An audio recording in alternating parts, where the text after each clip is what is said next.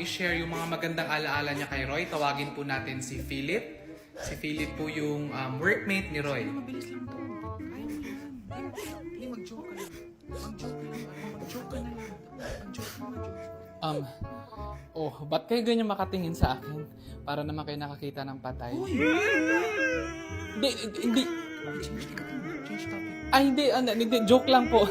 Pinapagaan ko lang po yung loob natin lahat Joke kasi lang po. gusto tayo today sa pagkawala ni Roy. And actually, matagal ko nang kaibigan si Roy and sa kanya ko nakuha yung pagiging coffee lover niya kasi mahilig talaga siya sa kape. Ang sobrang adventurous niya po, sobrang risk taker niya, and ang motto niya nga sa buhay ay YOLO, and napatunayan niya yun today. Hindi, ang ibig ko sabihin kasi diba YOLO, you only live once. Ayun ka! Ayun. Ay, nagkita nga pala kami ni Kyle kanina sa mall, nagkasalubong kami. Yung maitim yung bato, yung pag-zoom mo, tapos ginawa mong profile picture sa Facebook, baka mag-condolence yung mga tao sa'yo sa itim. Ano ka ba? Okay na kami at saka nag-sorry na siya sa akin. Wala akong pake. Galit pa rin ako sa ginawa niya sa'yo. Hello, ma. Hello. Ay, parang maingay. Nasa labas ka ba? Nasa labas ako. Bakit? Ay, nako, perfect. Tamang-tama. Ano, na? Pwede bang dumang dumaan ka sa grocery, bumili ka ng loaf bread, pakicheck na ng expiration date. Ay, memorize na. Naman. Thank you. Refund kita pag uwi mo. Lord, kailan tong karma nila? Pa-follow up? Kasi ako nagtatrabaho ako dito na maayos, tapos sila ang sarap-sarap ng buhay. Pabigay naman ng sign, Lord, na nasa tamang landas pa ako. Kasi konting-konti na lang talaga magpipiam na ako sa kanila ng how. Kahit sobrang stress na tayo, huwag niyong kalimutan na pamilya tayo dito. Mong mama, pamilya. Diba? Correct. Go, boss. Pagod, mawawala lang din yan. Pero yung pamilya forever yan.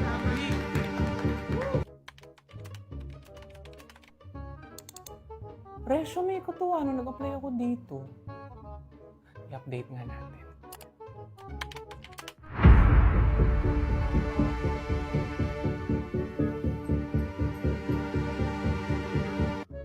Uy, Janet, alam mo ba, may team building daw ngayong Sabado. Ha? Bakit nila tinapat sa weekend? Ewan ko. Pero naalala mo yung game natin sa team building last year? Yung kailangan mo i-balance yung itlog sa kutsara yung lalagay mo dito. Oo, sana this year work-life balance na naman.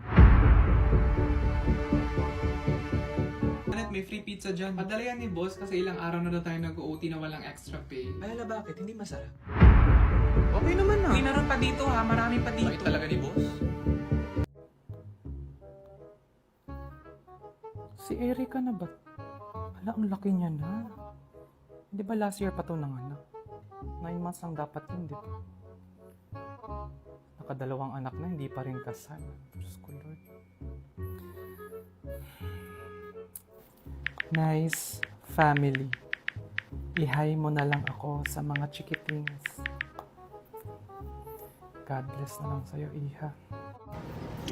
Ay, boss! Ano tatanga-tanga kasi? Grabe ka naman. Hindi ko naman sinasadya. Inatabig ko lang. Hindi ka kasi nag-iingat. Paano pag nabasa tong laptop ko? Hindi naman nabasa. Ang layo-layo Kuha na lang ako ng Ayusin basahan. mo yan. Ay, hindi. Ako na yung kukuha ng basahan. Konti lang naman. Uy! Ay, boss! Nabuhos. Sorry. Wala, Hindi ko nabasa yung damit mo. nakita. Wala, pati sapatos ko rin nabasa. Mapat kasi Ito naman, tubig lang. Matatakot kayo. Tissue lang naman ang solusyon dyan. Saan yung tissue Check dito? mo yung laptop mo. Ay, baka hindi nabasa. naman. Yung sa'yo. Over ha. Ewan ko, lagi naman ako nag-PPM sa kanya, pero never talaga siyang nag-reply. Anong gagawin ko? Stoy, nakikinig ka ba? Oo. Hindi kasi pakatulog na siya pag PM. Try mo yung AM. Ha? Ha? Wala naman akong ginawa sa kanya. Hayaan mo na lang yun. Be the bigger person na lang. Yung karma na bahala sa kanya. So, anong plano mo ngayon? Maging bigger person na lang. Anong bigger? Huwag kang ambisyosa. 5'4" ka lang. Gumanti ka. Bigger person ka dyan. Uy, pasok ka lang. Wow, ang ganda naman ng house mo. Ay, salamat. Kung gusto mong mag-TV, andito lang yung remote ha. Sige, Tapos sige. kung magsi-CR ka, andyan naman. Dito? Yes. Feel at home ka lang ha. Dito lang ako. Uy, ano ka ba sa sofa ka para malambot? Nice. Ito naman. Anta, nandito na ako ha. Pasok ka lang. Hoy. Oo nga, narinig ko. Ikaw na bahala dyan. May ginagawa pa ako. Bahala ko. Init. Zay, may tuna pie din pala. Tingnan mo, bagay ba to skinny jeans sa suot ko ngayon? Maganda. Bagay siya sa sa pangtaas mo. Sure? Kasi ito yung susuotin ko talaga. Cute. Ante, tingnan mo nga, bagay ba tong skinny jeans sa suot ko? Yak, ano ba yan? Palitan mo yan, ang pangit. Talaga? Oo, skinny jeans. Black pa napili mo. Para ka magdodoxology. Palitan mo yan. Ay, ang nice nito. Tinan mo bagay sa akin. Ayan, gastos ka agad. Porket bagong sweldo siya shopping agad. KJ mo naman. Ang sweldo, ginagastos. Kaya nga sweldo yung tawag. Wala naman sinabing sweldo. Ate, may medium ka nito. Ay, meron po. Ano daw? Ngayon kasi ang pinakamagandang tip dyan is pagdating ng sweldo mo, itabi mo kaagad yung para sa savings mo. Para kung magkano yung matira, yun lang yung gagastusin mo dapat. Uy, alam mo ba, meron ako na-discover na bagong coffee shop. Tara, ayan ka na. May kape naman dito sa bahay. Gusto mo lang talaga gumastos sa labas. Ito naman. Gusto ko lang naman i-heal yung inner child ko. Alam mo, ilang taon mo nang hinihil yung inner child mo. Kailan ka ba manganganak para matapos na yan? Tagal pa ng sweldo. Paano ako makakasurvive nito? Short ka na naman. Eh bakit ba kasi ang gastos mo? Kasi malungkot ako. Wow. O bakit ka malungkot? Kasi magastos ako. O kaya nga, so bakit ka nga magastos? Kasi nga malungkot ako. Ganun lang yung te. Paulit-ulit lang. Wala ko ibang mood sa buhay. Hello? Hindi napatawag lang ako kasi parang whole day mo ako sinisini. Ay, hala, sorry na busy lang. Hindi kasi akin lang parang naisip ko na baka may nagawa ako or may nasabi ako na parang galit ka ba sa akin? Parang ganun. Uy, ano ka ba? Hindi ako galit sa'yo. Ito naman. Promise? Oo, promise. Hello, napatawag ka. Anong ba't ako napatawag? Ikaw to nag-send sa akin ng pictures mo na naka-gown. Bagay sa'yo yung pangalawa, yun yung bilhin mo. Ang ganda mo dun. Ha? Anong gown yung sinasabi mo? Yung sinend mo sa... Luha ka. 3 weeks ago pa yung text ko. Kahapon yung kasal ng pinsan ko. Ay hala. BSLR. Ha? Anong DSLR? Zai, sorry late reply. Oh, Ganun. okay lang. Kamusta ka na? Hello? Uy, tara labas tayo. Tara, kailan? Ngayon, magsapatos ka na. Ito naman masyadong biglaan. Hindi ako pwede today. Bukas na lang. Pwede ako bukas. Ngayon ko nga feel lumabas, diba? Ba't gagawing bukas? Malay ko ba sa mood ko tomorrow? Kaya ikaw, bantayan mo yan jowa mo kasi baka may tinatagong kabit yan. Isa sobrang inaasa niyan lahat sa akin, baka ako pa mag-schedule ng dinner date nila ng kabit niya para hindi niya makalimutan. Wow, gano'n? O, tingnan mo. Love, Ah. birthday ng best friend mo bukas ha. Bili tayo ng regalo. Oo nga pala, no? Sige, sige. Kita mo? Ano namang mali doon? Inaalala niya nga, di ba? Sa November pa yung birthday ng best friend niya. Basta ako hindi ako nagagandahan sa kanya, ikaw. Ay, pagdating sa mga ganyan, hindi ako nagko-comment kasi buhay naman nila yan eh. Who am I to judge, di ba? Nakukorek ka dyan, alaga. Huwag kang mangingialam sa buhay ng may buhay. Pero sorry Lord ha, ang oily niya nga, As in, napansin ko. diba? Baka dati siya tanghulo nung past life niya. Kasi parang boobs, alam mo yan. Sunrise. Di ba? Wow, tanghulo talaga. Hala, parang ang ganda ng Bible verse na to. Ay naku, mabuti naman at nakarelate ka na sa word of the Lord. Perfect siya na parinig sa mga haters ko. Share. Tingnan natin ngayon kung sino sa atin na may totoong karapatan sa langit. Wow. Basta po ako, I pray for good health. Good? Alas 4 ka lagi natutulog tapos good health? So ayun, natanggal ako sa work. Wala na akong trabaho. Ako tama yan, makinig ka lang. Kailangan niya lang ng friend ngayon na masasandalan. Anong gagawin ko? Uy, wala lang yan sa pinagdadaanan ko. Ako nga 3 years na malaki yung sweldo ko, pero sobrang busy ko naman. Hindi ko na nga nagagawa yung passion ko At least ikaw, marami ka ng time na gawin yung gusto mo. Ano? Diyos ko Lord, ibabalik ko na tong pakpak ko, wala na tong pag-asa. Anong gusto mo? Maawa ako sa'yo? Hindi naman sa gano'n. Nadula siya. So nakita talaga namin lahat yung tawang-tawa kami kasi naka-video pa nga kami. Ayan, dito na kapatid to. Guys, si Jacob. Hello, Jacob. Hello. Huwag na nga kayo yung joke ng ganyan, sumasakit yung panga ko. Hello. Hi, Jacob.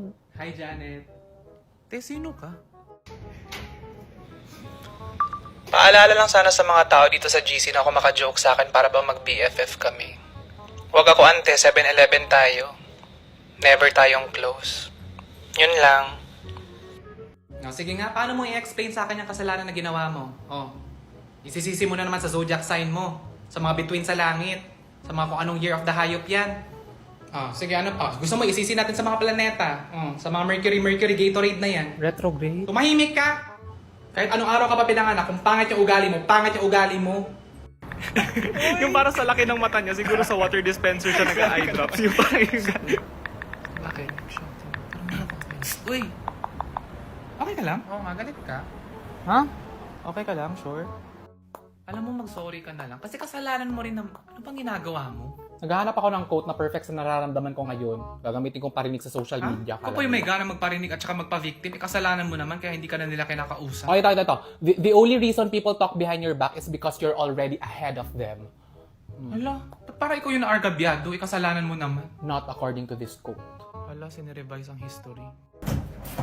Ma, nakita mo ba yung baking sheet Ayan, ko? sinabihan na kasi kahapon na mag-impake in advance, pero puro cellphone. Tapos ayun sa akin na Mahal, saan yung chinelas ko pang? Saan nalagyan? Andyan lang naman yan. Saan nga ulit Ay, syempre hindi nyo alam kasi mga borders wala naman kayo dito. Mga ilang plastic yung dadalhin para sa mga basa? Ay, ewan na. Ilan sa tingin mo? Ma, parang bumayat ka.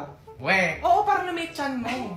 Sunrise ko yan. Oo. Effective ha? Ma! Ano? I love you. Tingnan Hey son, I saw all your grades. You're so smart. Good job. Thanks, Mom. You're a gifted child. Sinong matalino ang nagbalik ng pitchel dito sa ref na walang lamang tubig? Ka-bright ba sa mga tao, dire? Iba yung tawa ni Suzette, no? Pag nandyan yung jowa ko. Ala, oo, napansin Diba? ko rin. Napansin nyo rin Parang pala. nagiging pabebe yung tawa Di ba matagal ko na sinasabi sa inyo na yung si Suzette, malandi yan. Oh, may nakinig ba sa akin? First time rin kasi natin siya na-meet noon. So, binigyan ko ng benefit of the doubt. Benefit of the... Kailan ba ako nagkamali sa mga duda ko? Oh, kaya nga yan si Suzette, laging nagtitibak yan. Kasi pag binilektad mo yung tibak, Kabit. bogs, coke mismo. Kaya pala Oh. sila nag-away ni Claire. Ay, oo, nilandi niya rin yung Sus, jowa niya. mag-sorry kayo sa akin. Walang nakinig sa akin dati. Sorry. Sorry na.